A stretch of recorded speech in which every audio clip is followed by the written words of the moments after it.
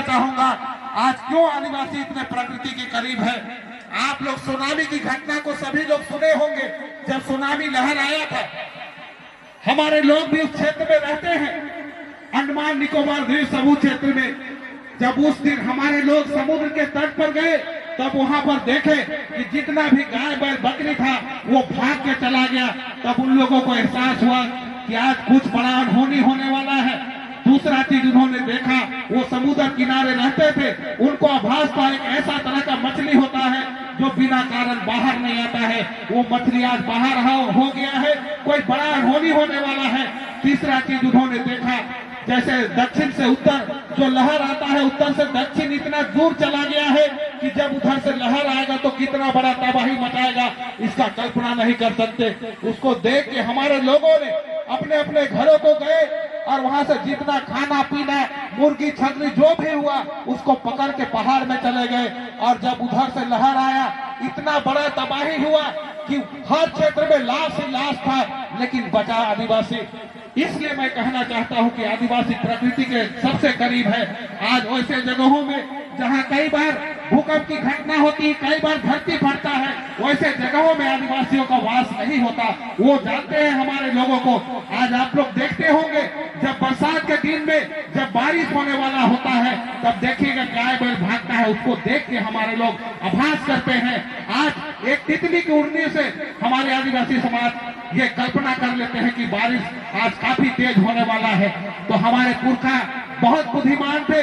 उस समय जब यहाँ किसी का शासन नहीं था, तब हमारे पुरखों ने एक न्यायिक व्यवस्था बनाया, जिसको हम लोग पढ़ा व्यवस्था के नाम से जानते हैं।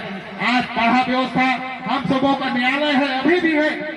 और आज उस व्यवस्था को हमारे पुरखों ने बनाया और वहीं से एक गांव स्तर का पढ़ा बनता था, जिसको हम लोग पादा पढ़ा के नाम से जानते थे। पादा पढ़ा, तरवा पढ़ा, मूली पढ़ा, राजी पढ़ा, वहां से हम लोगों का न्यायिक व्यवस्था चलता था। छोटे स्तर पे उसका निदान नहीं होने से जाते जाते ऊपर राजी पढ़ा से उसका निदान होता था। आज के समय में न्यायालय आया और हमारे पुरखों ने इतना सुंदर व्यवस्था नियम को बनाया है। आज आप लोगों को मैं बताना चाहूंगा, इस देश में जितने समाज के लोग हैं, जितने धर्म को मानने वाले लोग हैं, सबके लिए अलग अलग लॉ बना हुआ है। हिंदू समाज के लिए हिंदू लॉ है, मुस्लिम समाज के लिए मुस्लिम लॉ है, और क्रिश्चियन समाज के लिए कैनन लॉ है, और हम आदिवासियों के लिए कस्टमरी लॉ है, जिसको हम लोग हिंदी में चलित प्रथा कहते हैं, जिसको रूढ़िवादी व्यवस्था कहते हैं। उसके तहत हम लोग गाइड होते हैं और उसी के तहत आज हम लोग तमाम तरह की व्यवस्थाओं को चलाने का भी काम करते हैं। और आज इसी को न्यायालय भी मानता है। और आप लोग को बताना चाहेंगे, कई समाज के लोगों का लिखित ग्रंथ, कई तरह का कानून है, लेकिन अभी भी सिविल कोर्ट से लेकर सुप्रीम कोर्ट जो आदिवासियों का रूढ़िवादी व्यवस्था है, उसी के तहत हर नियमों को मानता है, उसे गाइड भी करता है, उसे फॉलो भी करता है। आदिवासी समाज में हमने भी देखा है, कई लोगों को दूसरे समाज से प्रभावित होकर वो लोग करीबन 3-4 परिवार का मैं नाम नहीं लूंगा, लेकिन आपको उदाहरण दे दूंगा। उन्होंने तलाक की अर्जी सिविल कोर्ट से लेकर सुप्रीम कोर्ट तक दिया, लेकिन सुप्रीम कोर्ट तक वही बात कहा गया कि इसका निपटारा मैं इस न्यायालय से नहीं कर सकता, ये आदिवासियों का पढ़ा व्यवस्था से होगा, ये आदिवासियों का कस्टमरी से लॉ से होगा। आज भी आदिवासियों का बिना लिखित इस कस्टमरी लॉ को न्यायालय भी मानता है। साथियों, मैं आप लोगों को बताना चाहूंगा, और मुझे गर्व भी है कि आज कहा जाता है कि इस देश के पहले नागरिक, प्रथम नागरिक आदिवासी है। ये इसे मैं नहीं कहता, इसे सुप्रीम कोर्ट ने भी प्रमाणित किया है। लेकिन कहीं ना कहीं इस देश में हमें आज तक नेतृत्व करने का मौका नहीं मिला, इसका दोषीवार हम खुद हैं। अभी विधायक महोदय बोल रहे थे, अभिजीत घटक साहब बोल रहे थे कि शिक्षा का अभाव है। सही मायने में हम शिक्षित नहीं होने के कारण आज हम नेतृत्व विहीन भी हुए। मैं इस समय में तमाम आदिवासी समाज के तमाम गार्जियनों से कहना चाहूंगा कि आप आगे आइए और अपने बच्चों को उच्च स्तरीय शिक्षा दीजिए, ताकि वो छोटे से लेकर बड़े कंपटीशन को फेस करेंगे, वहां क्वालिफाई करके आज वो IAS और IPS बनेंगे, एक ब्लॉक का पदाधिकारी बनेंगे। मैं आप लोगों को एक उदाहरण के तौर पे कहना चाहूंगा, आज पूरे देश में करीबन आदिवासी का 700 से ऊपर जनजातियां यहाँ निवास करती है।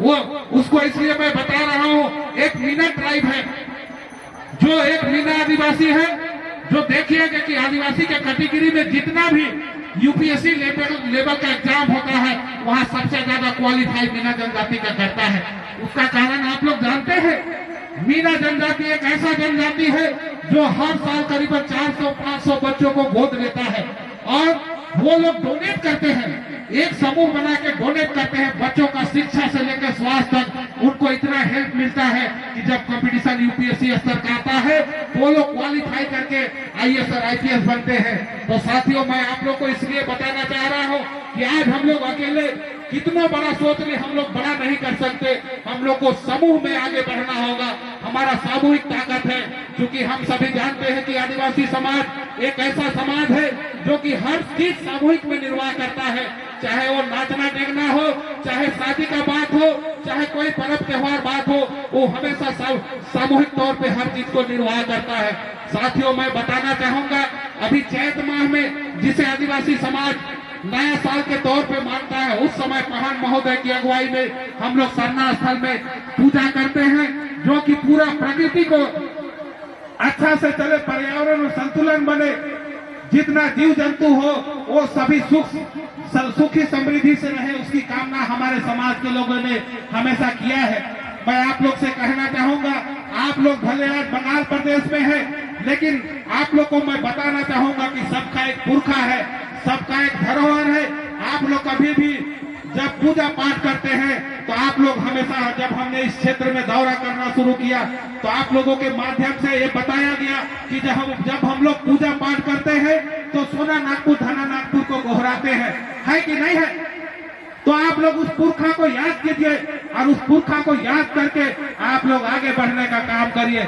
और एक मैं सबसे बड़ा बात आप लोग को बताना चाहूंगा, आज हम लोग पढ़ाई करते करते हर लोग नौकरी के पीछे जाते हैं, लेकिन मैं आप लोग को बताना चाहूंगा सबका नौकरी होना संभव नहीं है। इसके लिए हम लोगों को क्या करना होगा, अपने आप में समाज की ताकत से हम लोग को इकोनॉमिक पावर लाना होगा, आर्थिक व्यवस्था को मजबूत करना होगा। इसके लिए हम लोग को व्यवसाय के क्षेत्र में आगे आना होगा। मैं तमाम समाज के लोगों से कहना होगा कि सीखने के लिए किसी भी समाज से आप सीखिए, उससे प्रेरणा लीजिए, उससे पूछिए, शिक्षा हमें मिलेगी, जानकारी मिलेगी, उसके शिक्षा से, उसके विचार से हम आगे बढ़ने का काम करेंगे और व्यवसायिक क्षेत्र में भी आगे बढ़ के व्यवसाय भी बनेंगे। आज इस देश में हमारे लोग संपन्न नहीं होने के कारण कई बड़े बड़े व्यवसायी यहाँ आए, लेकिन वो कारण था कि हमारे लोग आज इस क्षेत्र में आगे नहीं थे। मैं पुनः इस आयोजन समिति के तमाम पदाधिकारियों का आभार प्रकट करूंगा कि आप इसी तरह से एक एक गांव को टच करिए, केवल आसनसोल शिल्पांचल क्षेत्र में अपना रहे। आप इस क्षेत्र में जाए, पुरुलिया से लेकर जितना क्षेत्र होगा, एक एक गांव के आदिवासियों को आप जागरूक करने का काम करें। शिक्षा से लेकर जो मेरा पारंपरिक व्यवस्था है, आज आदिवासी ऐसा समाज है कि आज मेहमानी भी जाता है और मेहमान जाने में जब रास्ता भूला जाता है तो उसको भी गाना सिखाता है। छोटा सा सादरी में है, हम गा के बताएंगे आप लोग को। हरे डोरे हरे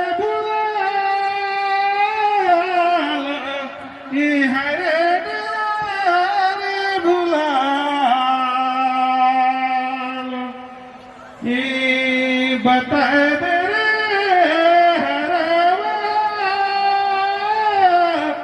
बताए दे रे चरवा,